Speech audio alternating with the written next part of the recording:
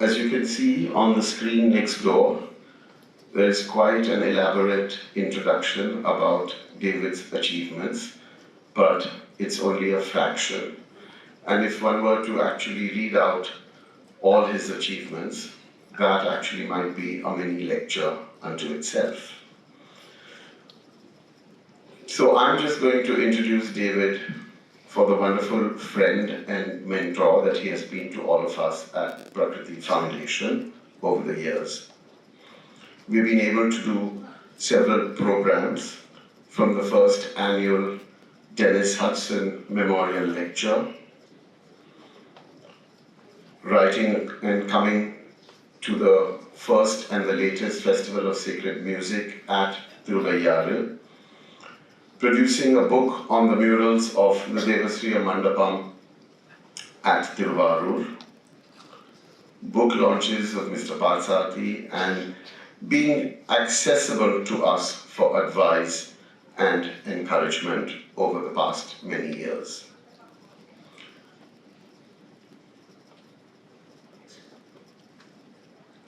Leading up to this lecture, we did around 30 workshops with young people, institutions, to encourage thinking about the concept of conscience that David will share with us this morning. And I just want to thank the two very committed social activists who are not with us this morning, Anmol Tiku and Kavya, who did a wonderful job and spent time with many of you who are here with us this morning.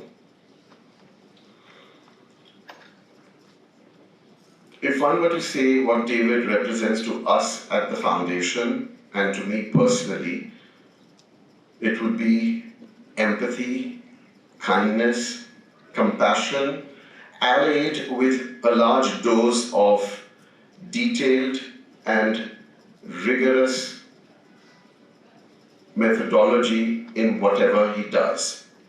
But all of this foregrounded by a deep sense of what is right and the incredible courage to stand up for it.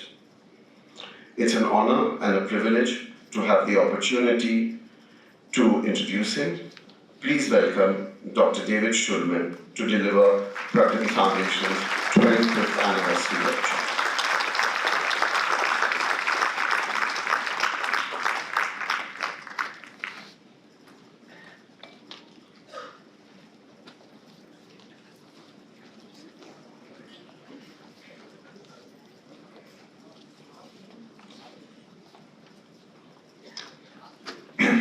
Good morning, everybody, and thank you for coming to the lecture.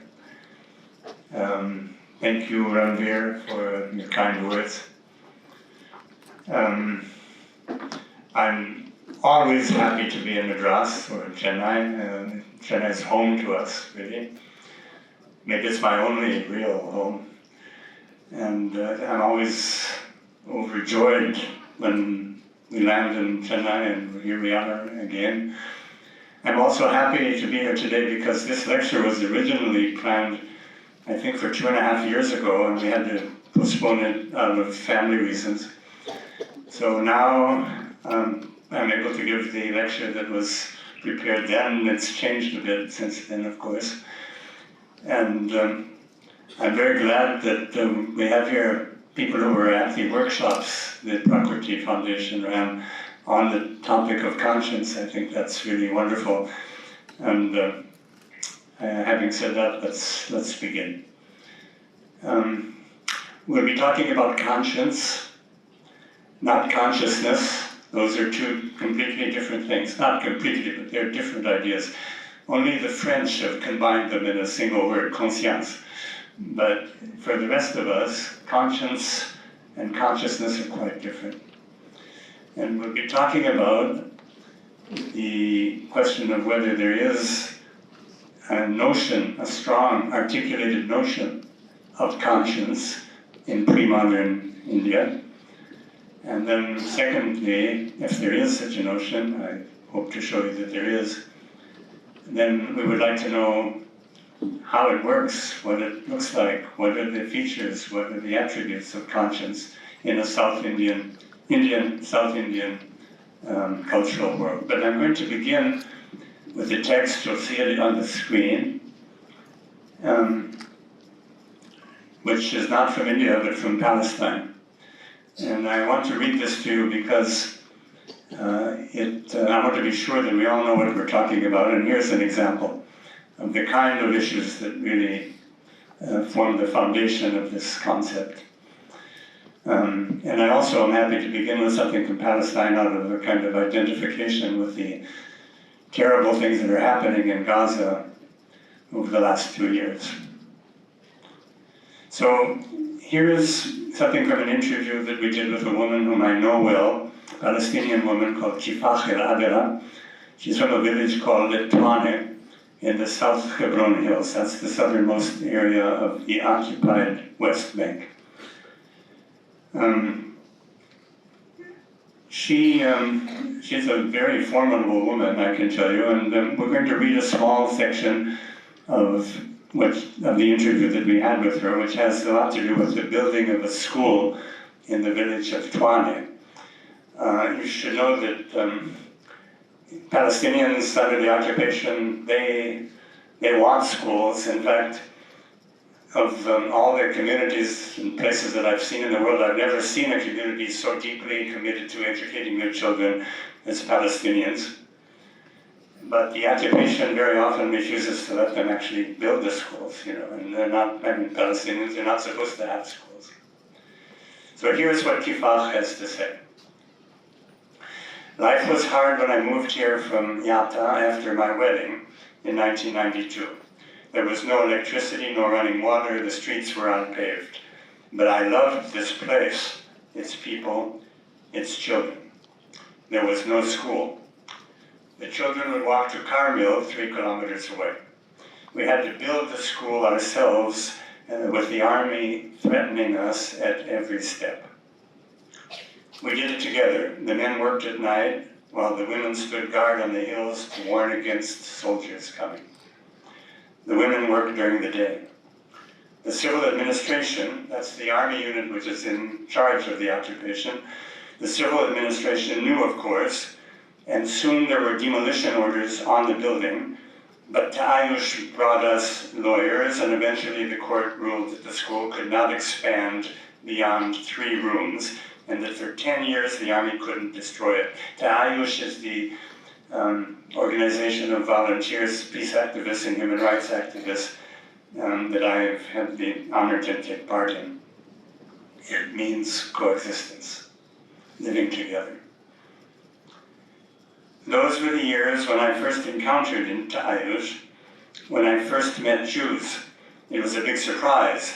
I learned that they were here to help us. I didn't know before that it was possible to resist the occupation. Still, when the 3-room schoolhouse was ready, we had to face the soldiers who came to destroy it. And the same thing when we put up poles and wires so we would have electricity. Again, we worked night and day, and then the soldiers came and wanted to confiscate the poles and the wires and threatened to arrest the first person who tried to block their way. But we stood there on the road together with the women and children in front. We shouted to them, "You want to hit us because we want electricity." The soldiers managed to steal 2 of the poles, the closest to the road, but we kept them from coming into the village to take the rest. Then something interesting happened. A woman soldier refused to hurt us. She went back and sat in the jeep alone. She understood. Eventually, the court at Beit El made the army bring back the 2 stolen poles, and on the first night of Ramadan that year, 2009, we could eat the iftar meal in the light, a celebration. And today, the school has 7 rooms, and we're proud. So, that's Kifach. Actually, we could easily spend the rest of this entire hour just talking about Kifach and Twane and the kinds of things that happened in the occupation, but we have other things to do. You can see that she's a highly impressive woman. a courageous woman. But I brought this text in order to show you that moment when the woman soldier suddenly refused to go along with what they were telling her to do. She refused her orders. That's an unusual thing. I don't know if there's anybody in this room who's actually been in the army, but anyone who's been in any army knows that it's almost impossible to resist the orders that you've been given. The army teaches you, it's the first thing they teach you. You have to blindly obey any order, and you're not supposed to think about it very much either. That's the standard thing. But look at this one soldier. I don't know who she was. She was no doubt a young woman, maybe 18, 19, 20 years old, I don't know. And something happened to her that day in Tawny. She suddenly, she saw the reality. And she was not prepared to take part in what was a cruel and immoral act that the army was carrying out. And so she took herself out of the action and sat alone in the jeep. It's an amazing thing. She was able to say the magic word, which is no. It's the most important word perhaps in every language. No, I will not go along with what you're telling me to do. I will not do something wrong. And probably what happened, I don't know, probably what happened is that she suddenly, something awakened in her, she somehow woke up with some part of herself, something that we could call conscience, suddenly kicked in. And probably without having thought about it very much. And probably she was in the army for quite some time, and maybe she'd already participated in all kinds of cruel things that the army does in the occupied territories. That's one of the hard things about resisting. Usually there's no moment when you can suddenly stop and say, no, I won't do this thing, because you've been doing these things for months, maybe, But she had the ability to do that. So that's what I mean by conscience, It's often a rare thing. Okay, I want to say a couple of words about conscience as a concept in general. So if we think of it in terms of Western ethics, Western ethical philosophy, which has become in some ways a kind of universal philosophy, then we tend to think of conscience as a rational decision that is rooted in some kind of ethical awareness, often in circumstances of conflict. I call this the Antigone paradigm, after Sophocles' famous play. Antigone is a great hero of conscience. I want to say that I've known a few people for whom this kind of conscious, fully rational, pragmatically applied conscience is true, and I admire them. But I think most cases are not like that, actually. It may well be that conscience, whatever it is, has a way of popping up on its own and then fading away. Perhaps it overtakes us unpredictably, and often too late. And it cannot, I think, be falsified. That's important. It cannot be falsified. When it actually awakens in you, it's there. Okay, so now let's think for a second about the question of whether there's a concept of conscience as such in pre-modern India. There are many stories which somehow exemplify conscience. We can talk about that later, and I'll give you a couple of examples that seem close to what I'm looking for. But is there a word for it? Is there a concept of it? Is there an articulated vision of what conscience might mean in pre-modern India? So, in the modern South Indian languages, we have a word. And all of you probably know it here. In Tamil, manacāṭci. In Malayalam, manasakshi. In Telugu, atmasakshi. That is, manasakshi, that is the mental witness. Atmasakshi, the witness of the self. And it comes from the Sanskrit word sakshin, and that's a very old classical term in Indian philosophy, especially in Vedanta, Advaita. Sakshin, the witness, the notion is, in Advaita, that all of us have some kind of inner function, which is called the sakshin, the witness. And it bears witness. But the interesting thing is that it bears witness, above all, first of all, to the fact that there's some kind of godly, divine part of us. All of us have it. And it sheds a kind of light from inside upon each and every one of us, even if we're not aware of that witness. And usually we're not aware of it. Usually we don't know. It's a kind of mysterious function. Sometimes it looks like it's the last vestige of individual personhood. I'll have something to say about that in a minute. And it's linked in somewhat mysterious ways to the underlying level of ignorance, avidya, which we all suffer from. So the witness sees everything from inside, including good and bad acts, but its more critical and original function is to bear witness to that godly, divine part that we all have in ourselves. Okay? It's interesting that in the modern term, manacāṭci, it's the mental witness, as if the mental apparatus were the most primary element in the witnessing. There are other terms that I want to mention. In the Buddhist sources, for example, they talk about Dharma Sangya, an awareness of Dharma. For example, in the Jataka Mala Varyashura, and actually the Jataka stories are full of cases where conscience comes into play. Usually the term Dharma Sangya has a negative connotation. It's somebody who doesn't have a conscience, you know. And my friend Gary Tubb, one of the great Sanskrit scholars of this generation, he thinks that there's another term, important term, atma-tushti. So atma-tushti, that literally means the sense of satisfaction, happiness in oneself, for oneself, atma-tushti. Atma-tushti, you know, it's one of the four sources of Dharma. There are four sources of Dharma. Shruti, the Veda, Smriti, the canonical literature, like the Mahabharata and the Ramayana and the Shastras, Sadachara, the way good people act, an exemplary way of acting, and finally, Atma-tushti, this sense of joyfulness that you have in oneself. And Gary Tubb thinks that, and he's not alone in this, he thinks that this is actually a word for conscience. It's not a question of smug self-satisfaction. It's not like that. Tushti, sandosha, right?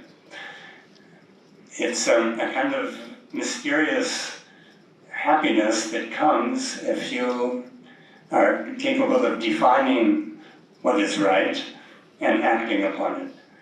It has some effect upon the self, you know. And again, the idea seems to be that we all have this possibility. This is a potential that human beings have. Atma-tushti. Actually, the Dharma Shastra people, they think that actually we do actually know something from inside of us most of the time, maybe even all the time. We actually know what is true and what is false, and also what is right and what is wrong. So that's the kind of problematic statement. We'll examine it more closely in a few minutes. I know a lot of people who don't look like they have any kind of conscience. Politicians especially actually specialize in that.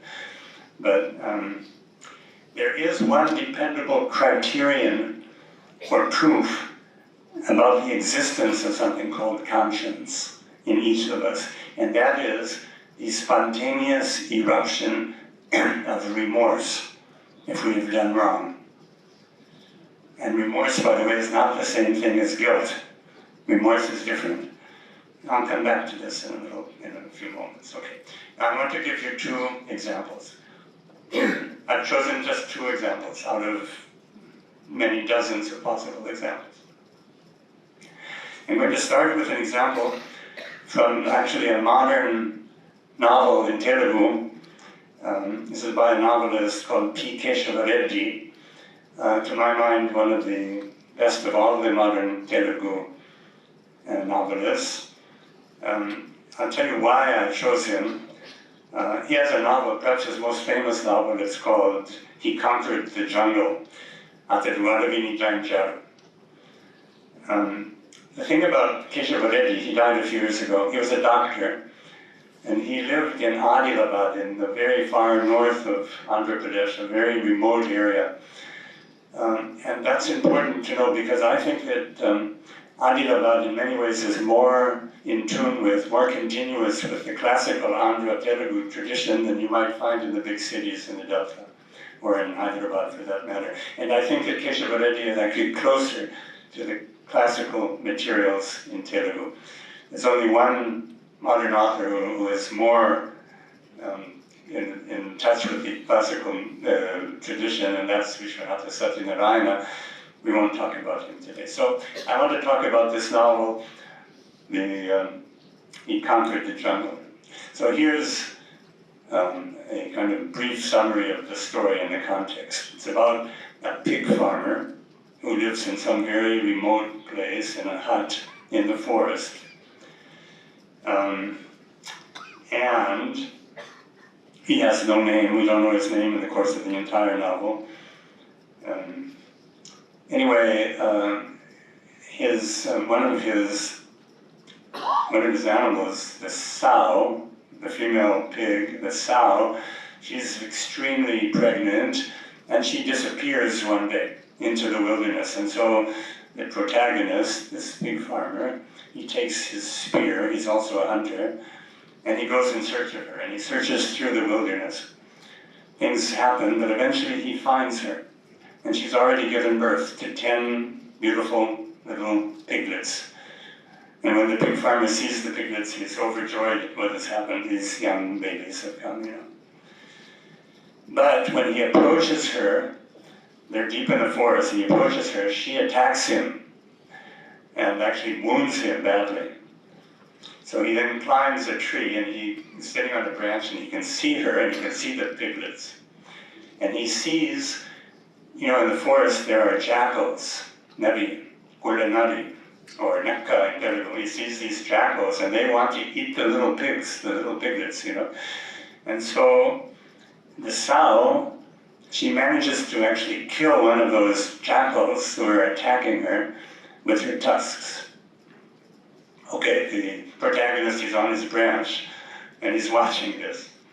And he looks down, he's kind of thrilled by what he sees, but he notices that after she killed this jackal, there are tears in her eyes, the sow. Okay, you still with me? You still believe that this is possible? She has tears in her eyes. And here's what he says to himself.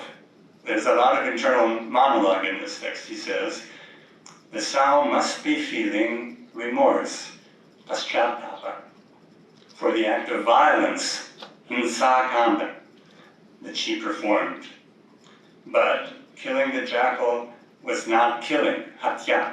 It was a sacrifice, yajna. Okay? So what do we learn from this? We'll go a little further in a moment. But one thing that we see is that, at least in this text, it's a beautiful text. By the way, you can read it. There's an English translation, which is more or less okay. In this text, at least, conscience, we talked about remorse as a signal of conscience, right? Conscience is not limited to human beings. Actually, many animals seem to have it, and not only animals. And also, there's an interesting problem here because, he says to himself, okay, she's feeling remorse, the sow, but actually it wasn't really killing. That's an ancient argument in the Mimamsa. It's very unlikely that the pig farmer actually had read anything in the Mimamsa, but he arrives at the same conclusion of the Mimamsakas, namely that if you make a sacrificial offering, it doesn't count as killing. It's not hatya. It's something else. It's a ritual. It's a yajna. Anyway, despite that idea, which we can understand, she had to kill this jackal in order to protect her babies, right? But still, she's tormented by remorse. Now, this Telugu pig farmer, he has other things to say about this beloved sow at this moment. He says, she is deep, she's a deep being, gambhīramayati, like the sea, like the earth, like a mountain.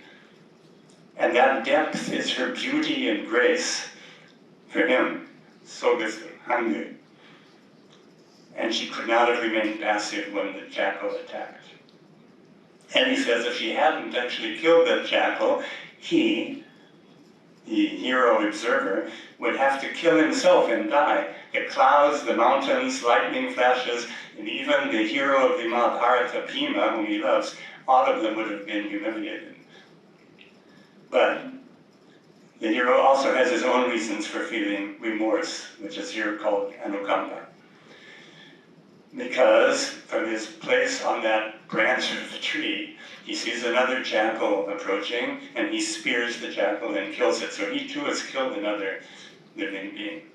And he also knifes down a bird, the babbler bird, Toriguva, because he thought the bird was calling attention to the existence of these piglets, so all kinds of wild beasts might appear. And he's killed this bird. So remorse also eats away at him through the night. And he tries to rationalize the feeling. He says to himself, violence is the natural law. Nature is violent. I too am a part of this natural world. But none of this really helps. He says, even if he could make the rest of the world believe him, the sow still knows the truth, his spear knows the truth, and his inner conscience, antaratma, also knows the truth. There were critics in Andhra who wrote about this book. It's a famous book. There were critics who said, well, how could a pig farmer have such introspective, meditational, philosophical ideas? That's the kind of mistake that only intellectuals or pseudo-intellectuals might make about other people, without remorse also. Okay, so what have we learned from this? I mean, we could go on, I should tell you that the story ends in terrible tragedy. I won't go into it now. But what have we learned? First of all, we've seen that that conscience is not limited to human beings. We're talking about a very tightly interconnected world, and the whole world is alive. Maybe even rivers and mountains have a conscience, who knows? Trees, the wilderness itself. Then there's the problem that the sow herself cannot escape violence, himsa. Well, that postpartum moment was shattered by the jackals, and still, so she killed the jackal, still she has caused damage to a living being, a part of this animate world. So himsa, it seems, is always categorically bad, but sometimes necessary. And the other thing I think you might want to note about this passage is that the remorse is juxtaposed with the idea of beauty and gracefulness and also shame, because the sow feels ashamed and the protagonist also feels shame. So remorse operates in a world in which shame is also potentially active. Okay, that's my first example. It's a pretty simple one, actually. We're going to go into more complex things now. So, first of all, let me say that usually if we talk about conscience, it means that there's a problem. There's some kind of ethical dilemma. There's a conflict or a contradiction. In fact, we don't really need a sakshin to be a conscience in ordinary, routine life. We need it when there is a conflict, say between two opposed ideals or desires, or the conflict could be so severe that it leaves us utterly confused in a quandary, often with very serious consequences. So I'll give you an example that comes from Immanuel Kant, the great 18th century philosopher. So Kant, he wanted a kind of absolute clarity in life. So he gives the following example about conscience. This is his example. Kant says, what does it mean to have a conscience? Well, let's say you live in a country which has a ruthless, bad king, like the country I'm living in at the moment, Israel. Suppose you live in a country like that. And this king, he wants to kill somebody for some reason, some innocent person. So the king calls you, and he says to you, I want you to write a letter denouncing and condemning this other person. We'll call him X, okay? So that I can then kill him. And if you don't write the letter, I'll kill you. That's the Kantian example of why we need a conscience and what it actually means to have a conscience, because Kant says everybody actually knows what the right answer is. The right answer is to refuse to write that letter, right? But nobody knows how they're going to respond in a case like that. If it happens to be you, and you're prepared, if you refuse and you know that your life is likely to end. That's the Kantian example. Those are the kinds of things that we should be interested in here. The question is, all of us, everybody here, including the people who came to the workshops, can ask ourselves, would we have the courage to do the right thing and to go to our death out of a moral principle? You know what? I've actually seen people, I've known people who have chosen to do the right thing at great risk and paid for it, both either with their life or with very severe life-threatening wounds. So it's possible, but it's not a simple thing, right? Okay, so now here's my second example. We're going to go to, we're in Chennai. It's a Tamil world. We're going to look at a passage from the Dharmarāja. So I think you know the story very well. This is from the Kishkinda Kanda. This is the moment when Rama kills the monkey king Vali. Remember Balin and Sugriva, they're two monkey brothers, and neither of them, believe me, is perfect or flawless. They both have their flaws. And Rama, in the wilderness, he befriends Sugriva. That's an important moment, and he promises Sugriva that he will kill his brother, Vali. Okay? You all know this story. And in the end, of course, that's what happens. That is, the two brothers fight, and Rama shoots Balin and wounds him mortally. But the point is that he shoots him from behind a tree or a bush. It's a kind of ambush. So it's not only that he's killed this monkey Balin, for better or for worse, but he's also killed him by infringing upon the ethos of the warrior, the kshatriya. You're not supposed to kill somebody from a hiding place the way today's snipers shoot at people. That's wrong. So, and Balin, of course, dies. So, many generations of commentators in Sanskrit and other Indian languages, they've tried to make sense of this passage and to understand what it actually means, to make sense of what Rama has done. We're going to look at how Kamban handles this passage. I'm going to be able to give you just a very few verses from that chapter, the Vāli Parna. And again, if we had time, we could spend the next several hours just reading that chapter in the Dharmarāja. It's very rich and subtle. We'll give you a few verses, and you'll see how he handles this question. Some of it follows Valmiki, but a lot of it is unique to, actually, I think, truly unique to Kamban, his understanding of what has happened here. So, okay, here's how Kamban sets up the problem.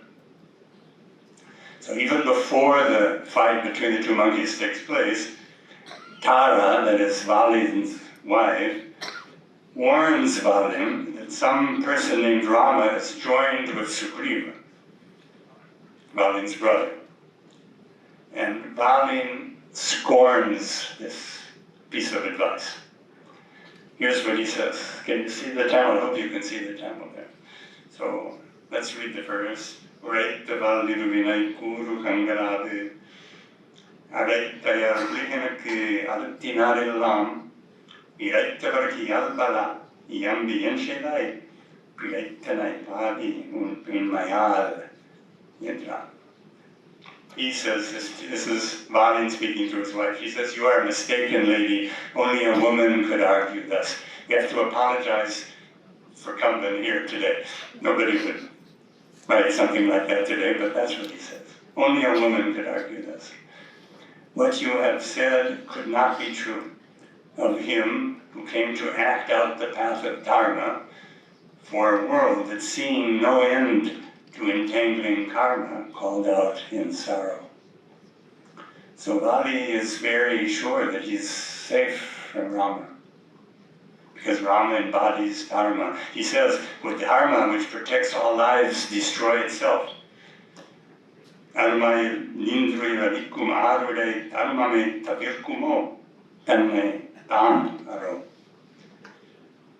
But you know what? The answer to that question, can Dharma destroy itself? The answer to that question is yes, absolutely yes.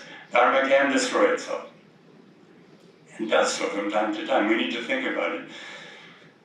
So anyway, there's this moment of waiting and deliberating, and Rama is speaking with his brother, Lakshmana, about this moral issue. Lakshmana is very clear in his mind that there's a moral problem here. Is it right for Rama to kill Vali? So Rama has a really astonishing answer to the question. He's talking with his brother. He says, listen to this. He says, "The truth is that very few abide by truth. Most are without it."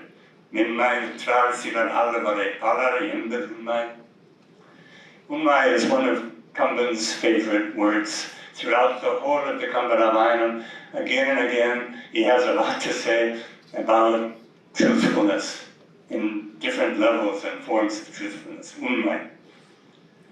And you would think, we would like to think perhaps that Rama is in fact committed to Unmai. But he says, look, most people don't have truth. And then he says, if instead of taking help when offered it by others, we ask if they are truly without flaw, who then could help us? You know, it's a completely instrumentalist argument. Don't think too hard about such things. Anyway, life is full of ambiguities. So do what serves your interest best. Go for it. That's what Rama says to Lakshmana. Sounds out of character. That's in fact what we just read in the verse. You know, it's out of character. How could he do something wrong? So that's what he does. He hides behind the bush. He shoots the arrow. The arrow goes straight into Valin's chest. Valin pulls out the arrow. He sees Rama's name engraved on the shaft of the arrow. You know, and Valin's first reaction is a kind of incredulity. How could this be true? Could this be Dharma? And he lies there dying. Again and again he protests against the unfairness and the crime that Rama has committed, betraying his own nature. So let's look at 2 or 3 more verses from this section. This is Valin speaking to Rama. He says, what you did was not heroism, viram, nor right action, nor truth. There it is again, truth. My body was no burden on this earth of yours. Why then did you act like this without love, against your nature? You stand there embracing dharma, friendship, even a mother's love. But if you, while stopping others from doing evil, perform evil deeds yourself, is that not evil? You have failed to protect the path prescribed by the Shastras, the good way of your ancestors, and the norms of conduct, sila. It is not Valin whom you have slain, O valiant hero. No, you have destroyed the limits fixed by the Dharma of kings. Manara veliyai paritai. You have destroyed the very limits that are put in place by kings. You have high birth, learning, victorious strength, fine character, lordship over the whole universe, and the power to support this world. How then could you forfeit all of this like a person who, having wisdom, forgets it all? So this is part of a much longer dialogue. But the point is that it's impossible to put aside what Valin is saying in his dying hour. He speaks one version of the truth. And how do we know that? We know it because Rama now himself resorts to a mode of rationalization, a self-serving self-justification. I told you earlier, rationalization means that the conscience is already awakening. It's as if he were feeling pricks of conscience. So he says remarkable things. He says, does the path of dharma depend on the body with its senses? Is it not rather a way of knowledge higher than perception? And then, interesting verse, he says, people who care not what is proper or improper are animals. But animals, if they enter Manu's path, are gods. Remember, he's talking about monkeys, right? And none of this gives Rama any comfort. So we don't have time to go into all the niceties of Rama's replies. For the most part, I think most of us would agree. For the most part, what he says, his words are kind of hollow and unconvincing. And at the end he says what we all know, that dharma is sukshma, it's something very subtle, it's hard even for good people to understand it. That he takes from the Valmiki text. So, remember what I said before, that we apparently know in our deeper selves what is right and what is wrong. But does this get Rama off the hook? Maybe he's in touch with that subtle knowledge inside him. There's a moment now when Lakshmana intervenes. Lakshmana has a very creative, inventive notion to try to help Rama through this terrible moment. Lakshmana says, after all, Rama had sworn this oath to kill Sugriva, but he was afraid, this is Lakshmana speaking, that Vali, out of love for life, himself might take refuge with him, with Rama, Sharanagati.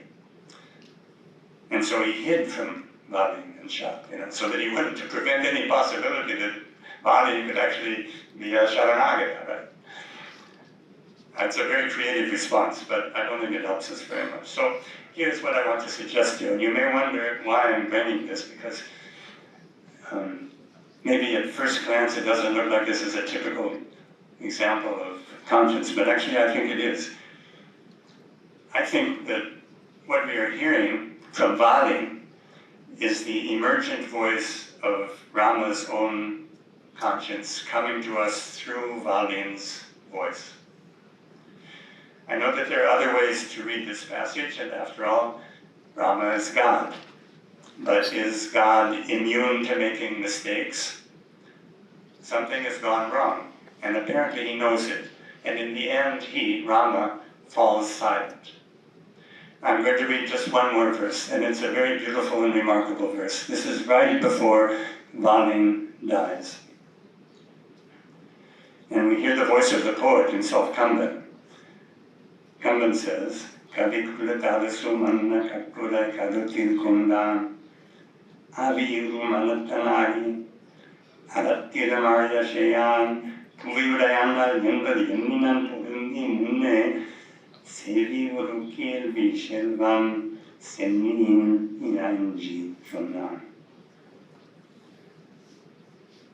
Typical, this is vintage Kamban. The king of the monkeys took these words to heart, Kamban tells us. He thought, this is the Lord of the world. His heart is broken. Avi Urumanatan, Avi, pain, sorrow.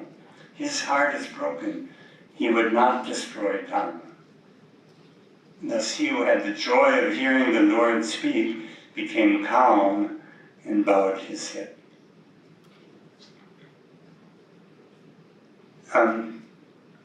There are many interesting things about this verse, and we could take a while just to look at it. But I want to get to the end of this lecture in the next 10 or 15 minutes, okay? But you can see really one important thing, which is that the logic of this episode in the end is based on a principle of empathy. See, it's as if empathy, Balin seems to know what is going on in Rama's mind or heart. Empathy is the first inner movement of conscience. There's a kind of sympathetic resonance. So Rama's heart is also broken. So it's not really a matter anymore of some kind of rational, pragmatic principle that a philosopher might offer us. It's not like that. It's based on this sense of empathy and of empathy. And that's the unique thing, I think, in the way the Kundan has treated this passage. Because in a very striking way here, at least in my reading, Balin gives voice to Rama's own unhappy conscience. It's as if Balin were listening to Rama's silence and what that silence is telling him. And if you think this is an unlikely way of reading this, you should see the Kuriyatam drama, which they call Balivadam. We've seen it several times, actually. So in Balivadam, in the final night of 7 or 8 nights, after Balin has been mortally wounded, Balin he's lying, he's kind of propped up on the ground, barely propped up. And suddenly everything has changed. The whole ethical, emotional, affective situation has been transformed. Because even Sugriva is there, and Sugriva now, he can't bear the thought that his brother is dying. Sugriva is massaging Balin's feet, you know. And Tara, the wife, is there. She's out of her mind in grief already. And Lakshmana is there, and he seems to be very confused. He doesn't know what to do, what has happened. But Rama is standing there, and he's kind of looking away in a very kind of stern, impassive look. And it goes on like that for maybe 2 or 3 hours. He says nothing at all. But you see, it's as if he didn't care.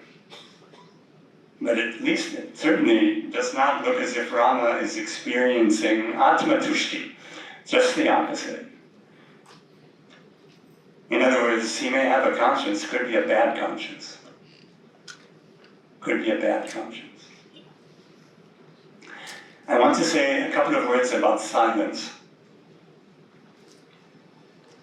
See, what happens in a situation that is fraught with ambiguity and life or death decisions, some people, not too many people, some people will inevitably speak up with a conscientious move, and they will do the right thing or the best they can in conditions of uncertainty. And by the way, those are the conditions that are the true ground for action, usually, not some black and white graph. But most people will bow their heads and go along with the crime.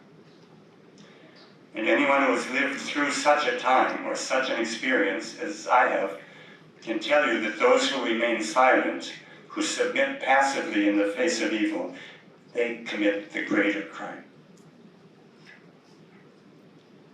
Okay, we're getting really close to the end of the lecture. I'm going to take 5 minutes to tell you about the philosopher Dharmarāja, who produced a kind of theory of conscience, and then I'll sum up in just a few words, okay? We have time for another 5 to 10 minutes, okay? 5 minutes on Dharmarāja. Dharmarāja was a philosopher. He's from the village of Kandaramanikam in the Kaveri Delta, 18th century figure. He wrote a very amazing book, which I recommend to all of you, the Vedanta Paribhasha. Actually, Kandaramanikam at that time was a kind of cultural, Renaissance place, amazing place. Dharmarāja and his son wrote a commentary on the text. They stand out for what is really a kind of very unusual original form of Advaita. This is the Kaveri Delta kind of Advaita. It's different from the classical Advaita.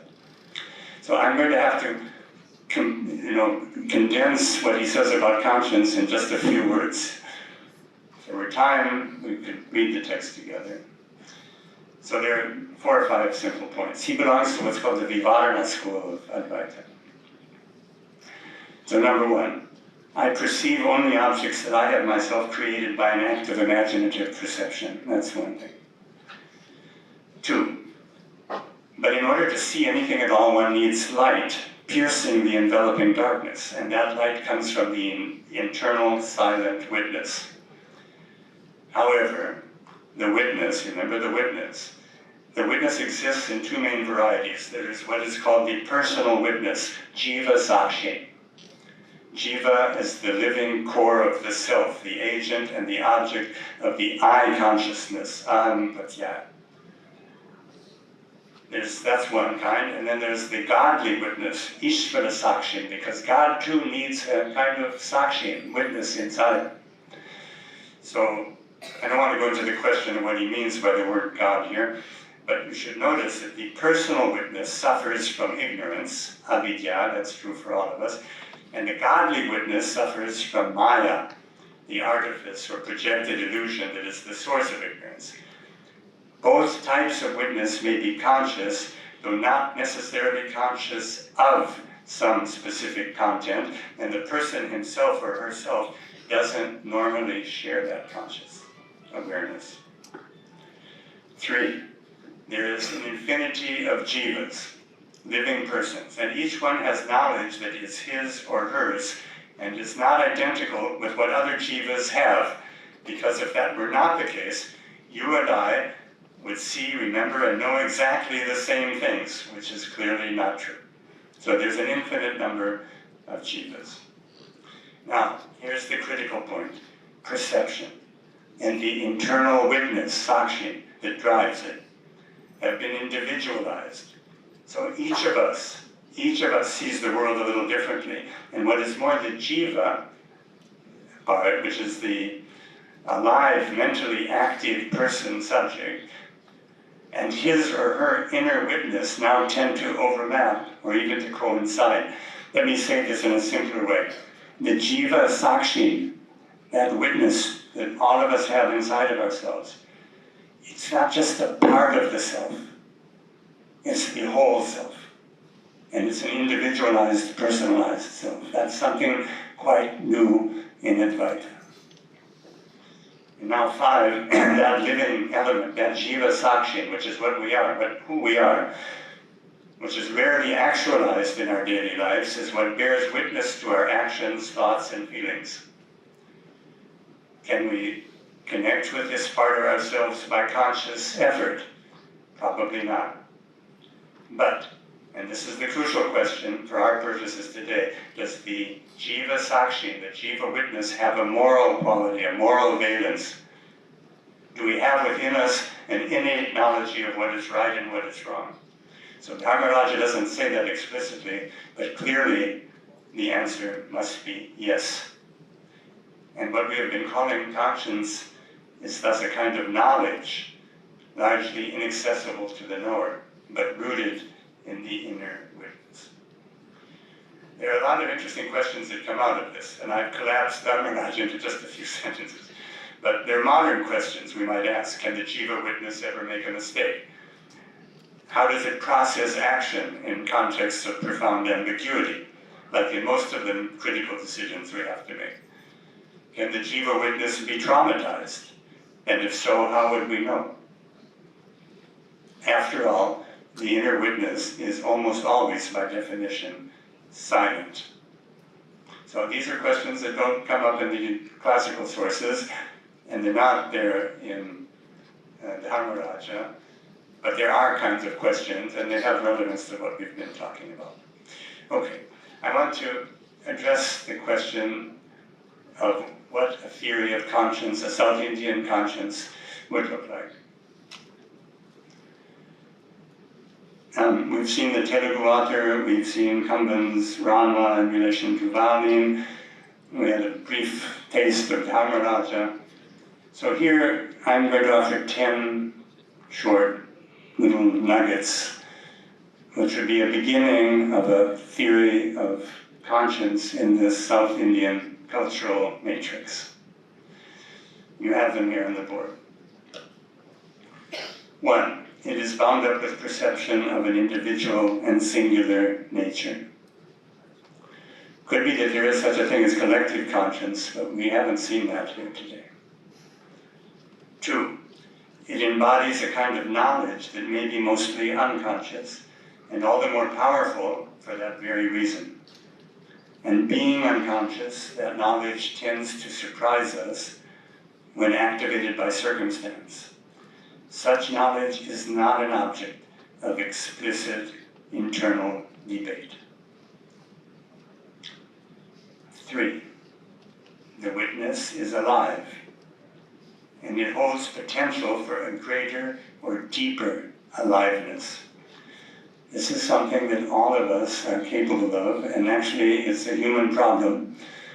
The way I read the Shankara Advaita, the classical Advaita, is that this question of how alive we are is really the central theme of Advaita. I think it's much more important than the notion of a kind of Advaita unity, oneness. Because the Advaitins think, and I think they're right, that all of us, we live at only a small percentage of our potential to be alive. And actually Advaita sets out to enhance that potential. So that instead of 5% of being alive, we might reach even 20% or 30%. You know. So that's the witness. It holds the potential for that greater, deeper aliveness. 4, it is tied to a strong notion of truthfulness, including truthful recognition, for example, of the God inside us or beside us. 5, it is utterly antithetical to any sense of pride or self-congratulation, ahankara. An ethical act leaves no space for taking credit. 6, it may be free from considerations of pragmatic results, insofar as one acts through the witness, or even for the witness, one acts out of the intrinsic rightness of the thought or the deed, without thinking too much about the results. Like that woman soldier. Sometimes you have to act. 7, the witness is linked to spontaneity, including spontaneous remorse. One might say that it, the witness, is autonomous in relation to the person whose life it is witnessing. At the same time, that witness is the deepest part of that person, also the strangest and most surprising part. It seems to hold within itself, or within the living self, a quality of empathic and imaginative understanding that can burst through the miasma of ignorant misunderstanding and delusion. 8, the witness is not necessarily free from ambiguity, or even more important, from pain. Remember the Telugu farmer. Awareness, in general, tends to be painful. 9, the inner witness, by witnessing wordlessly, is the key to becoming free. I haven't had time to expand upon this, but it's rather important because we want to become free. And finally, there's something, not going to be able to go into it, but there is something which I'm calling moral joy. Belongs to the great modern theorist of remorse. His name was Vladimir Jankélévitch, French philosopher, I think the most important French philosopher in the 20th century. And he talks about remorse as a healing process, and he thinks that if it spontaneously happens, eventually that means you're going to be healed. And it produces this amazing state that he calls moral joy. So I recommend moral joy, though I'm not sure that I've ever experienced it. When the seed ripens, the inner witness can reorder the self and the awareness of self. In that sense, conscience is always an expansion of who we are. Or to rephrase this thought in the language of the South Indian poets and thinkers, the silent voice of the internal observer is the music that, in its silence, or maybe it's the music we hear in a concert, or what we hear when we are walking down the street. It is that silent voice, that silent music that keeps us alive and human. Thank you very much.